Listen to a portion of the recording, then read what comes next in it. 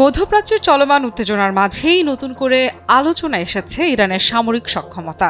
ইরানের ইসলামী বিপ্লবী গার্ড বাহিনী বা আইআরজিসি জানিয়েছে তাদের চলমান সামরিক অভিযান ট্রু প্রমিস 4 এর আওতায় আবারও দফায় দফায় হামলা চালানো হয়েছে ইসরায়েল ও যুক্তরাষ্ট্রের সামরিক বাহিনীর ওপর। এই হামলার মধ্য দিয়ে ইরান নতুন ধরনের ক্ষেপণাস্ত্র ব্যবহারের ইঙ্গিত দিয়েছে, যা নিয়ে আন্তর্জাতিক অঙ্গনে শুরু হয়েছে নতুন আলোচনা। ইরানের বার্তা সংস্থা তাসনিম নিউজের বরাতে পার্স টুডে জানিয়েছে আইআরজিসির আকাশ প্রতিরক্ষা ইউনিট এই অভিযানের ২৮তম ধাপে একাধিক লক্ষ্যবস্তুতে হামলা চালিয়েছে।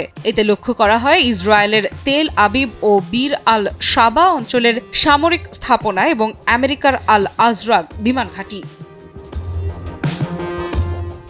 আইআরজিসির দাবি, এই হামলায় ব্যবহার করা হয়েছে নতুন ধরনের ক্ষেপণাস্ত্র প্রযুক্তি। যদিও এসব অস্ত্রের বিস্তারিত তথ্য প্রকাশ করা হয়নি, তবে সামরিক পর্যবেক্ষকদের মতে ইরান সম্ভবত নতুন বা উন্নত সংস্করণের অস্ত্র যুদ্ধক্ষেত্রে ব্যবহার শুরু করেছে। আইআরজিসি জানিয়েছে এই অভিযানে ড্রোন এবং ক্ষেপণাস্ত্রের সমন্বিত হামলা চালানো হয়েছে। এতে ইসরায়েল ও যুক্তরাষ্ট্রের বিভিন্ন সামরিক স্থাপনাকে লক্ষ্যবস্তু করা হয়। বিশেষভাবে আলোচনায় এসেছে আমেরিকার আল আজরাক বিমান ঘাঁটি। ইরানের দাবি অনুযায়ী মধ্যপ্রাচ্যে যুক্তরাষ্ট্রের অন্যতম গুরুত্বপূর্ণ বিমান পরিচালনা কেন্দ্র এই ঘাঁটি। এখান থেকে বিভিন্ন আকাশ অভিযান পরিচালনা করা হয়। আইআরজিসি জানিয়েছে এই ঘাঁটিতে একাধিক দফায় হামলা চালানো হয়েছে। অন্যদিকে ইসরায়েলের তেল আবিব ও বীর আল সাবা অঞ্চলের সামরিক স্থাপনাগুলোতেও হামলার দাবি করেছে তেহরান। এসব লক্ষ্যবস্তুতে আঘাত হানতে ব্যবহার করা হয়েছে ইরানের ভারী এবং উচ্চ ধ্বংস ক্ষমতা সম্পন্ন খাইবার শিকান ক্ষেপণাস্ত্র। খাইবার শিকানকে ইরানের অন্যতম শক্তিশালী ব্যালিস্টিক ক্ষেপণাস্ত্র হিসেবে বিবেচনা করা হয়। তবে সাম্প্রতিক হামলায় নতুন ধরনের অস্ত্র ব্যবহারের দাবি সামনে আসায় অনেক বিশ্লেষক মনে করছেন ইরান হয়তো ধীরে ধীরে তাদের অজানা বা আগে প্রকাশ না করা সামরিক প্রযুক্তি সামনে আনছে। আইআরজিসি এক বিবৃতিতে জানিয়েছে সাম্প্রতিক এই হামলা চলমান অভিযানের একটি ধাপ মাত্র। একই সঙ্গে তারা সতর্ক করে বলেছে আগামী ঘণ্টা এবং দিনগুলোতে শত্রুপক্ষের বিরুদ্ধে হামলার পরিধি আরও বাড়ানো হবে। সামরিক বিশ্লেষকদের মতে ইরান দীর্ঘদিন ধরেই তাদের ক্ষেপণাস্ত্র ও ড্রোন প্রযুক্তি উন্নত করে আসছে। অনেক ক্ষেত্রেই এসব অস্ত্রের প্রকৃত সক্ষমতা প্রকাশ করা হয়নি, ফলে সংঘাতের সময় নতুন প্রযুক্তি ব্যবহারের সম্ভাবনা থেকেই যায়। আমি ভরসা রাখি হিরন স্মার্ট ওয়াটার পিউরিফায়ারে।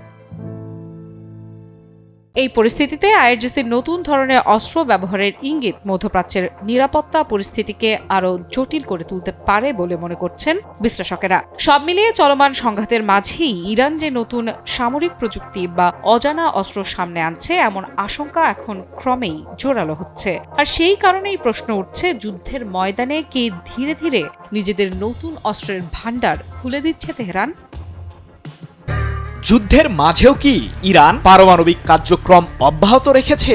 ২০০ কেজি ইউরেনিয়াম দিয়ে ইরান আসলে কি করছে? ইরান কি সত্যি পারমাণবিক অস্ত্র তৈরির দ্বারপ্রান্তে? বিশেষ একটি পারমাণবিক কেন্দ্রে ৬০%-এরও বেশি সমৃদ্ধ ইউরেনিয়ামগুলোকে মজুত করে রেখেছে ইরান, এমন দাবি জাতিসংঘের পরমাণু সংস্থা IAEA-এর। তাহলে কি যুক্তরাষ্ট্র ইসরায়েলের হামলাতেও অক্ষত রয়েছে ইরানের পারমাণবিক কেন্দ্রগুলো? যদিও ইরানে বিশেষ বাহিনী পাঠিয়ে দেশটির সমৃদ্ধ ইউরেনিয়ামগুলোকে নিজেদের আয়ত্তে নেওয়ার ষড়যন্ত্র করছে যুক্তরাষ্ট্র ইসরায়েল, এমন তথ্যই জানিয়েছে আন্তর্জাতিক সংবাদ মাধ্যমগুলো। কিন্তু প্রশ্ন হলো, এত বিপুল পরিমাণ সমৃদ্ধ ইউরেনিয়াম দিয়ে কি পারমাণবিক অস্ত্র তৈরি করতে পারবে ইরান? যুক্তরাষ্ট্র ইসরায়েলের যৌথ সামরিক হামলার মুখেও পারমাণবিক সক্ষমতায় শিরদাঁড়া উঁচিয়ে রেখেছে ইরান। আর এ বিষয়টির সত্যতা তুলে ধরেছে জাতিসংঘের পরমাণু সংস্থা IAEA। কিন্তু পারমাণবিক কার্যক্রম নিয়ন্ত্রণে নিয়োজিত আন্তর্জাতিক এই সংস্থাটি কি পরোক্ষভাবে যুক্তরাষ্ট্রকেই সহায়তা করছে? কারণ গত বছরের জুনে ইসরায়েল যুক্তরাষ্ট্রের সাথে ইরানের ১২ দিনের যুদ্ধের আগেও তেহরান প্রসঙ্গে প্রায় একই ধরনের অভিযোগ এনেছিল IAEA, যার ফলে কয়েকদিনের মাথায় ইরানের বিরুদ্ধে সে সময় আক্রমণ চালায় ইহুদিবাদীরা। ইরানের বিরুদ্ধে যুক্তরাষ্ট্র ইসরায়েলের চলমান যুদ্ধের মধ্যেই জাতিসংঘের পরমাণু সংস্থাটির প্রধান রাফায়েল গ্রসির অভিযোগ, ইরানের ইস্পাহান পারমাণবিক কেন্দ্রে এখনও অক্ষতই আছে 200 কেজি ইউরেনিয়াম, যা 60% বেশি সমৃদ্ধ। দেশটি চাইলে ইউরেনিয়ামগুলোকে পারমাণবিক অস্ত্র তৈরির সমতুল্য করে গড়ে তুলতে পারবে। 9 মার্চ এক প্রতিবেদনে বিষয়টি নিশ্চিত করেছে ব্রিটিশ বার্তা সংস্থা রয়টার্স। অথচ গত বছরের জুনের যুদ্ধের সময় নাতানস ও ফোর্দো পারমাণবিক কেন্দ্রের পাশাপাশি ইরানের স্ফাহান পারমাণবিক কেন্দ্রটিতেও বোমা হামলা চালিয়েছিল ইহুদিবাদীরা। সে সময় মার্কিন প্রেসিডেন্ট ট্রাম্প দাবি করেছিলেন পুরোপুরি ধ্বংস হয়েছে ইরানের পারমাণবিক কার্যক্রম। তবে আইএই এর ধারণা, ইস্পাহান পারমাণবিক কেন্দ্রের টানেল কমপ্লেক্সের খুব একটা ক্ষতি করতে পারেনি যুক্তরাষ্ট্র ইসরায়েল। বিশ্লেষকদের দাবি, ইরানের পারমাণবিক কার্যক্রম সামরিক হামলা চালিয়ে ধ্বংস করতে পারবে না যুক্তরাষ্ট্র ইসরায়েল, কারণ ইরানের এই কেন্দ্রগুলো মাটির গভীরের এমন একটি স্তরে আছে যেখানে ইহুদিবাদীরা বোমা হামলা চালিয়েও সফল হতে পারবে না। তাহলে এখন কি করবে যুক্তরাষ্ট্র ইসরায়েল? কি বুঝলেন ভাই? অনলি যেটাই চাই। বোমা হামলা চালিয়েও যখন কোনো মতে ইরানের পারমাণবিক কর্মসূচিকে ধ্বংস করতে পারছে না ইহুদিবাদীরা, তখন ভিন্ন এক ষড়যন্ত্রের ছক এঁকেছে মার্কিন প্রশাসন। যুক্তরাষ্ট্র ভিত্তিক সংবাদ মাধ্যম এক্সিওস তাদের এক প্রতিবেদনে জানিয়েছে, ইরানের সমৃদ্ধ ইউরেনিয়ামগুলোকে নিজেদের দখলে নিতে মার্কিন প্রশাসন ও ইসরায়েল সম্মিলিতভাবে ইরানে বিশেষ বাহিনী পাঠানোর ষড়যন্ত্র করছে, যার মাধ্যমে ইরানে স্থলবাহিনী পাঠাতে পারে যুক্তরাষ্ট্র ইসরায়েল। তবে ইরানের বিরুদ্ধে স্থলবাহিনী পাঠিয়ে ইহুদিবাদীরা যে নিজেদের পায়ে নিজেরাই কুড়াল মারবে সে সম্পর্কে সম্প্রতি হুঁশিয়ারি দিয়েছেন ইরানের পররাষ্ট্রমন্ত্রী আব্বাস আরাকচি। এ প্রসঙ্গে তিনি বলেছেন, যুক্তরাষ্ট্রের স্থলবাহিনীর জন্য আমরা অপেক্ষায় আছি। আমরা আত্মবিশ্বাসের সাথেই মার্কিন বাহিনীর বিরুদ্ধে লড়ে যাব, যদিও ইরানে স্থলবাহিনী পাঠানোর বিষয়টি যুক্তরাষ্ট্রের জন্যই মহা বিপর্যয় ডেকে আনবে। মধ্যপ্রাচ্যের যুদ্ধের সমীকরণে নতুন করে আলোচনা এসেছে একটি শব্দ, মোজাইক ডিফেন্স। প্রশ্ন উঠছে, মার্কিন যুক্তরাষ্ট্র ও ইসরায়েলের মতো শক্তিশালী সামরিক জোটের সামনে টিকে থাকার পেছনে কি এই কৌশলই ইরানের সবচেয়ে বড় শক্তি? অনেক বিশ্লেষক বলছেন, সরাসরি শক্তির লড়াইয়ে নয়, বরং কৌশলের খেলায় এগিয়ে থাকার চেষ্টা করছে তেহরান। ইরানের সামরিক কৌশলে মোজাইক ডিফেন্স মূলত একটি বিকেন্দ্রীকৃত প্রতিরক্ষা ব্যবস্থা। ইসলামী বিপ্লবী গার্ড বাহিনী বা আইআরজিসির সাবেক কমান্ডার মোহাম্মদ আলী জাফরির সময়ে এই ধারণা আরও শক্তভাবে বাস্তবায়ন করা হয়। এর মূল দর্শন খুবই স্পষ্ট, যুদ্ধের সময় একটি কেন্দ্রীয় কমান্ড ধ্বংস হয়ে গেলেও যেন পুরো প্রতিরক্ষা ব্যবস্থা ভেঙে না পড়ে। এই কৌশলে ইরানের সামরিক কাঠামোকে অনেকগুলো ছোট ছোট আঞ্চলিক কমান্ডে ভাগ করা হয়েছে। আইআরজিসি নিয়মিত সেনাবাহিনী, আর্তেশ, বাশিজ মিলিশিয়া, ক্ষেপণাস্ত্র ইউনিট, নৌবাহিনী এবং স্থানীয় প্রতিরক্ষা ইউনিট সবাই এক ধরনের ছড়ানো নেটওয়ার্কের অংশ। ফলে কোনো একটি অংশ ধ্বংস হলেও অন্য অংশগুলো যুদ্ধ চালিয়ে যেতে পারে। অর্থাৎ যুদ্ধের সময় যদি শীর্ষ নেতৃত্ব বা প্রধান সামরিক ঘাঁটি আঘাতের মুখে পড়ে, তবুও পুরো ব্যবস্থাটি একসঙ্গে ভেঙে পড়বে না। যোগাযোগ বিচ্ছিন্ন হলেও স্থানীয় কমান্ডাররা নিজ নিজ এলাকায় সিদ্ধান্ত নিয়ে যুদ্ধ চালিয়ে যেতে পারেন। অনেক সামরিক বিশ্লেষক এটিকে ডিসেন্ট্রালাইজড ওয়ারফেয়ার বা বিকেন্দ্রীকৃত যুদ্ধ কৌশলের একটি গুরুত্বপূর্ণ উদাহরণ বলেও উল্লেখ করেন। কিন্তু প্রশ্ন হচ্ছে, কেন এই কৌশল বেছে নিল ইরান? এর উত্তর খুঁজতে হলে ফিরে যেতে হবে 2 দশক আগে। 2001 সালে আফগানিস্তানে এবং 2003 সালে ইরাকে মার্কিন আগ্রাসন মধ্যপ্রাচ্যের কৌশলগত বাস্তবতা পুরোপুরি বদলে দেয়। বিশেষ করে সাদ্দাম হোসেনের শাসন খুব দ্রুত ধসে পড়া ইরানের জন্য ছিল বড় সতর্কবার্তা। তেহরান বুঝতে পারে, অত্যন্ত কেন্দ্রীভূত রাষ্ট্র ও সামরিক কাঠামো শক্তিশালী শত্রু বাহিনীর সামনে দ্রুত ভেঙে পড়তে পারে। তাই তারা ঠিক উল্টো পথে হাঁটে, ক্ষমতাকে একটি কেন্দ্রের হাতে না রেখে ছড়িয়ে দেয় পুরো দেশে। এই কৌশলের আরেকটি বড় লক্ষ্য যুদ্ধকে দীর্ঘমেয়াদী করে তোলা। দ্রুত সিদ্ধান্তমূলক যুদ্ধের বদলে শত্রুকে ধীরে ধীরে ক্ষয় করার পরিকল্পনা করা হয়েছে এতে। কারণ যুক্তরাষ্ট্র বা ইসরায়েলের মতো শক্তিশালী বাহিনী দ্রুত ফলাফল চাইবে, কিন্তু যুদ্ধ দীর্ঘায়িত হলে তাদের জন্যই পরিস্থিতি জটিল হয়ে উঠতে পারে। JBS Holdings Limited. যুদ্ধক্ষেত্রে এই কৌশল কিভাবে কাজ করে সেটাও বেশ গুরুত্বপূর্ণ। প্রথম ধাপে ইরানের নিয়মিত সেনাবাহিনী আর্তেশ শত্রুর প্রথম আঘাত সামাল দেয়। তাদের ট্যাঙ্ক, সাজোয়া যান এবং পদাতিক ইউনিট শত্রুর অগ্রগতি ধীর করার চেষ্টা করে। এরপর আকাশ প্রতিরক্ষা ইউনিট ছদ্মবেশ, ভুয়া লক্ষ্যবস্তু এবং বিচ্ছিন্ন অবস্থান ব্যবহার করে শত্রুর বিমান শক্তিকে বিভ্রান্ত করার চেষ্টা চালায়। আর শেষ ধাপে আইআরজিসি ও বাশিস বাহিনী যুদ্ধকে পরিণত করে দীর্ঘ ক্ষয়যুদ্ধে। তারা ওত পেতে আক্রমণ, সরবরাহ লাইন বিঘ্নিত করা, ড্রোন হামলা এবং স্থানীয় প্রতিরোধ গড়ে তোলার মতো কৌশল ব্যবহার করে। এখানেই বাশিস বাহিনীর ভূমিকা সবচেয়ে গুরুত্বপূর্ণ হয়ে ওঠে। ইরানের প্রথম সর্বোচ্চ ধর্মীয় নেতা রুহুল্লাহ খোমেনি এই বাহিনী প্রতিষ্ঠা করেছিলেন। পরে এটি আইআরজিসির কাঠামোর সঙ্গে গভীরভাবে যুক্ত হয় এবং দেশের প্রায় প্রতিটি অঞ্চলে বিস্তৃত নেটওয়ার্ক গড়ে তোলে। 2007 সালের পর বাশিস ইউনিটগুলোকে ইরানের 31টি প্রদেশ ভিত্তিক কমান্ড ব্যবস্থার অধীনে আনা হয়। ফলে স্থানীয় কমান্ডাররা নিজ নিজ এলাকার পরিস্থিতি অনুযায়ী দ্রুত সিদ্ধান্ত নিতে পারেন। এই কারণেই অনেক বিশ্লেষকেরা মনে করেন ইরানের প্রতিরক্ষা কৌশলকে সম্পূর্ণভাবে ধ্বংস করা সহজ নয়, কারণ এটি কোনো একক সামরিক বাহিনী নয়, বরং একটি ছড়িয়ে থাকা প্রতিরোধ নেটওয়ার্ক। তবে প্রশ্নটা এখনো রয়ে গেছে, এই মোজাইক ডিফেন্স কি সত্যি যুক্তরাষ্ট্র ইসরায়েলের মতো শক্তির বিরুদ্ধে ইরানকে সফলতা এনে দিচ্ছে, নাকি এটি দীর্ঘ যুদ্ধের প্রস্তুতি মাত্র? যুদ্ধের বাস্তবতা হয়তো সেই উত্তরই ধীরে ধীরে সামনে নিয়ে আসছে। আর তাই মধ্যপ্রাচ্যের এই সামরিক কৌশল নিয়ে কৌতূহল দিন দিন আরও বাড়ছে। ইরানের ছোড়া ক্ষেপণাস্ত্র এবং আত্মঘাতী ড্রোনের সামনে বারবার ব্যর্থ হচ্ছে যুক্তরাষ্ট্র ও ইসরায়েলের উন্নত সামরিক বাহিনী। মধ্যপ্রাচ্যে যুক্তরাষ্ট্রের স্ট্র্যাটেজিক স্থাপনাগুলোতে মিসাইল হামলার পর কি সত্যিই হার মেনে নেবে ট্রাম্পের সেনারা? রাশিয়ার সাহায্য কি ইরানকে দিয়েছে এমন ক্ষমতা যা ইতিহাসে আগে কখনো দেখা যায়নি? ইরানের সর্বোচ্চ প্রতিরক্ষা বাহিনী আইআরজিসি দাবি করেছে তারা মধ্যপ্রাচ্যে থাকা মার্কিন সামরিক ঘাঁটিগুলোর অনেক থার্ড মডেলের এয়ার ডিফেন্স সিস্টেম সহ উন্নত রাডারগুলো সফলভাবে ধ্বংস করেছে। ইসরায়েলের সংবাদ মাধ্যম দ্য জেরুজালেম পোস্ট জানিয়েছে 8 মার্চ ইরান বিশেষ ধরনের মিসাইল ব্যবহার করে তেল আবিবে হামলা চালিয়েছে, যার ফলে অন্তত 6 জন ইসরায়েলি আহত হয়েছেন।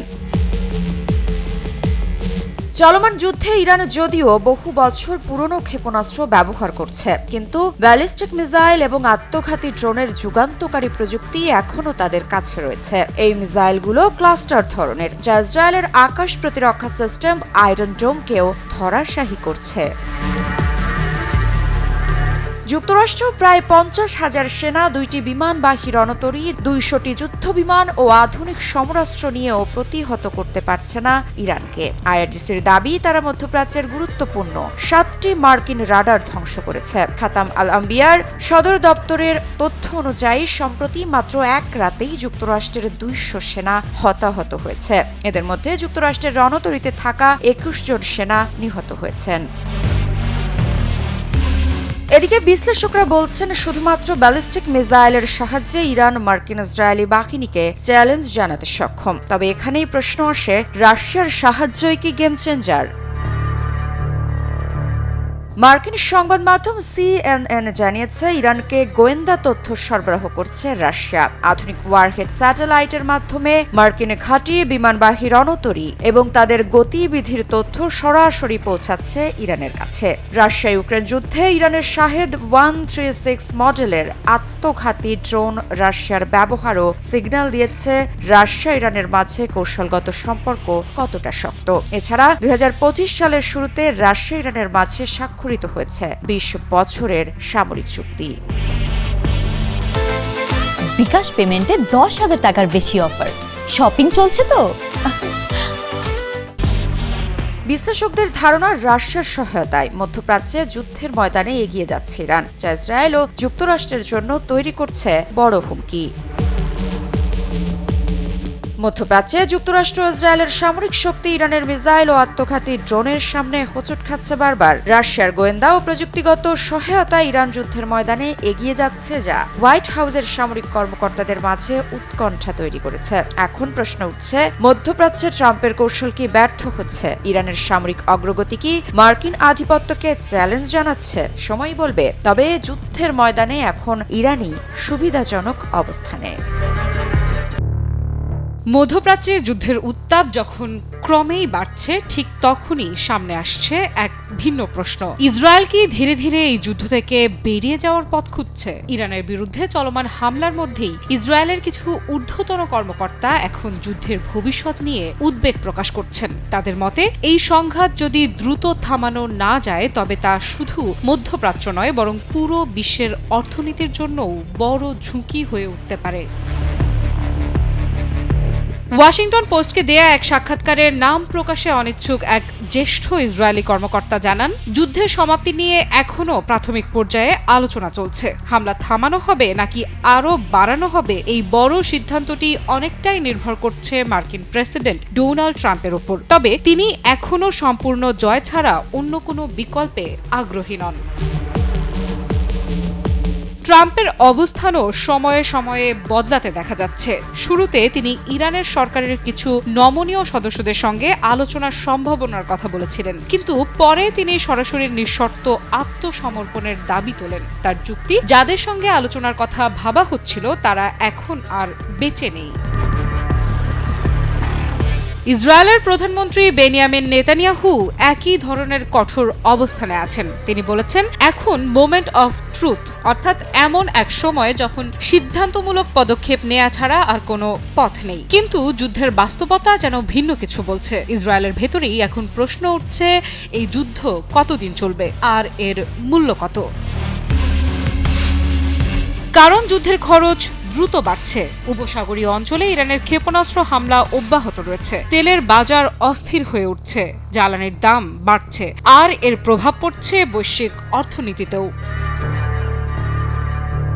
এই পরিস্থিতিতে ওই ইসরায়েলি কর্মকর্তা স্পষ্টভাবেই বলেন, শাসন উৎখাত না হওয়া পর্যন্ত যুদ্ধ চালিয়ে যাওয়া আদৌ ইসরায়েলের স্বার্থে কিনা তা নিয়ে এখন অনেকেই নিশ্চিত নন। তার ভাষায়, কেউই অনির্দিষ্টকাল যুদ্ধের ময়দানে থাকতে চায় না। তবে তিনি এটাও দাবি করেছেন, ইসরায়েল ও যুক্তরাষ্ট্রের বোমা হামলা ইতোমধ্যেই তাদের অনেক সামরিক লক্ষ্য পূরণের কাছাকাছি পৌঁছে গেছে। ইরানের পারমাণবিক কর্মসূচির অবশিষ্ট অংশ, ব্যালিস্টিক ক্ষেপণাস্ত্র ভান্ডার, অস্ত্র তৈরির কারখানা এবং সামরিক ও গোয়েন্দা নেতৃত্বের বড় অংশ ধ্বংসের মুখে পড়েছে।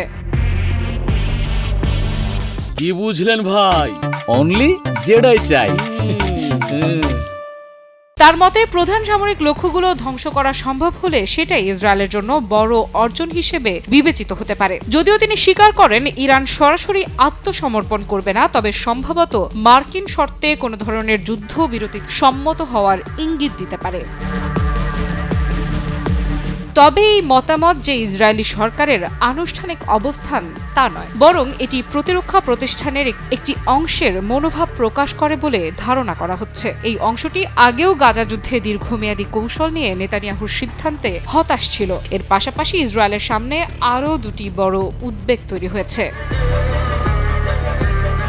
প্রথমটি হলো লেবানন। সেখানে হিজবুল্লাহর বিরুদ্ধে বড় স্থল অভিযান চালানোর ঝুঁকি নিয়ে এখনো দ্বিধায় আছে ইসরায়েলি সামরিক নেতৃত্ব, কারণ তারা আশঙ্কা করছে এতে যুদ্ধ আরও জটিল হয়ে যেতে পারে।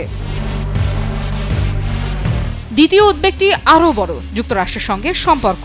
ইসরায়েলের কিছু নীতি নির্ধারক মনে করছেন, দীর্ঘমেয়াদী যুদ্ধে আমেরিকাকে জড়িয়ে ফেলা ঠিক হবে না, কারণ এতে দুই দেশের সম্পর্কেই চাপ তৈরি হতে পারে। এই কর্মকর্তা স্পষ্ট করে বলেন, ইসরায়েল যুক্তরাষ্ট্রকে কোনো অন্তহীন যুদ্ধে টেনে নামাতে চায় না। তারা নিজেদেরকে আমেরিকার জন্য বোঝা নয়, বরং একটি নির্ভরযোগ্য মিত্র হিসেবেই দেখতে চায়।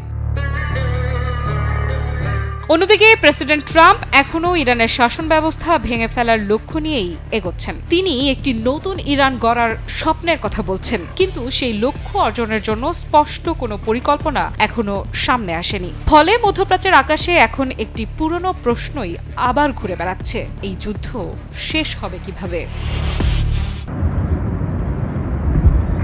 ইরানের সামরিক বাহিনী বুঝে গেছে ইসরায়েলের আয়রন ডোম ও ডেভিড স্লিং এর মতো এয়ার ডিফেন্স সিস্টেমগুলো তেহরানের জন্য আর প্রতিবন্ধকতা তৈরি করতে পারছে না।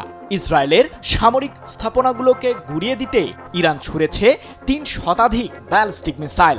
এরপর কি হলো ইহুদিবাদীদের? তাহলে কি ইসরায়েলের প্রতিরক্ষার জালকে ভাঙতে সফল হয়েছে ইরান? শুধুমাত্র ক্ষেপণাস্ত্র দিয়ে কিভাবে ইসরায়েলের সামরিক আস্তানা গুঁড়িয়ে দিচ্ছে ইরান? যদিও সম্প্রতি ইরানের পররাষ্ট্রমন্ত্রী আব্বাস আরাকচি জানিয়েছেন 2 দশক ধরে যুক্তরাষ্ট্র ও ইসরায়েলের সামরিক সক্ষমতাকে ঘিরে গবেষণা চালিয়েছে তেহরান, যার ফল এখন লাভ করছে ইরান। তবে প্রশ্ন হলো, যুদ্ধের ময়দানে কি তাহলে এখন পরাজয় বরণ করবে ইসরায়েল? যুদ্ধ শুরু হলে পুরো মধ্যপ্রাচ্যেই ইরানের ছোড়া ক্ষেপণাস্ত্রের আগুন ছড়িয়ে পড়বে এমন হুঁশিয়ারি বারবার দিয়েছিল তেহরান। কিন্তু দেশটির সেই সতর্কতাকে খুব একটা আমলে নেয়নি ইহুদিবাদীরা, যার ফল এখন হাড়ে হাড়ে টের পাচ্ছে যুক্তরাষ্ট্র ও ইসরায়েল। ইরান যে ব্যালিস্টিক মিসাইলের সক্ষমতায় মধ্যপ্রাচ্যে শীর্ষ অবস্থানে রয়েছে তার সাক্ষী এখন ইহুদিবাদীরাই। ক্ষণে ক্ষণে ইসরায়েলের উদ্দেশ্যে ছুটে যাচ্ছে ইরানের ছোড়া মিসাইলের বিশাল বহর, যাকে প্রতিহত করতে ব্যাপক হিমশিম অবস্থায় পড়ছে ইসরায়েলের প্রতিরক্ষা বাহিনী আইডিএফ। কিন্তু প্রশ্ন হলো, ইসরায়েলের কাছে অত্যাধুনিক এয়ার ডিফেন্স সিস্টেম থাকার পরও কেন ইরানের সাধারণ মিসাইলগুলোকেও প্রতিহত করতে পারছে না আইডিএফ? সম্প্রতি ইরানের সর্বোচ্চ প্রতিরক্ষা বাহিনী আইআরজিসির মুখপাত্র ব্রিগেডিয়ার জেনারেল আলী মোহাম্মদ নাইনি জানিয়েছেন, চলমান যুদ্ধে ইরান ব্যবহার করছে দেশটির সবচেয়ে পুরনো আমলের মিসাইলগুলো, যা 2012 থেকে 2014 সাল পর্যন্ত তৈরি করেছিল ইরানের সমরবিজ্ঞানীরা। ফলে ইরানের সামরিক বহরে এখনও মজুদ আছে দেশটির অত্যাধুনিক ক্ষেপণাস্ত্রের বিশাল বহর। যদিও সেই বহরে থাকা মিসাইলের কিছু অংশের ঝলকানি এরই মধ্যে দেখেছে ইসরায়েল ও মধ্যপ্রাচ্যে থাকা যুক্তরাষ্ট্রের সামরিক ঘাঁটিগুলো। এবার ইহুদিবাদী দেশটির প্রতিরক্ষা বাহিনী আইডিএফ এর গোয়েন্দা প্রতিবেদনে ইরানের মিসাইল ইস্যুকে ঘিরে উঠে এলো চাঞ্চল্যকর তথ্য। চলমান যুদ্ধে ইসরায়েলের বিরুদ্ধে ইরান নিক্ষেপ করেছে কমপক্ষে 300টি ব্যালিস্টিক মিসাইল, যার বেশিরভাগই ক্লাস্টার বোমার ওয়ারহেড ছিল বলে দাবি আইডিএফ এর। এক প্রতিবেদনে বিষয়টি নিশ্চিত করেছে ইসরায়েলের সংবাদ মাধ্যম দ্য টাইমস অব ইসরায়েল। কিন্তু ক্লাস্টার বোমার ওয়ারহেডকে ঘিরে এত উদ্বিগ্ন কেন ইসরায়েল? ইরানের ছোড়া ব্যালিস্টিক মিসাইলের তাণ্ডবে ইসরায়েলে এখন পর্যন্ত অন্তত 12 জন নিহত হয়েছে, আহত হয়েছে কমপক্ষে 2000 জন ইসরায়েলি, এমন দাবি আইডিএফ এর। আর এসব হামলায় ব্যাপক ক্ষতির শিকার হয়েছে ইসরায়েলের বিভিন্ন শহরে থাকা অবকাঠামোগুলোও। বিকাশ পেমেন্টে 10,000 টাকার বেশি অফার, শপিং চলছে তো। বিশ্লেষকরা বলছেন, ইরানের ছোড়া এই ব্যালিস্টিক মিসাইলগুলোতে থাকা ওয়ারহেডগুলো কয়েক ডজন পর্যন্ত ক্লাস্টার বোমা বহনে সক্ষম। প্রতিটি বোমাতে থাকে কয়েক কিলোগ্রাম পর্যন্ত বিস্ফোরক।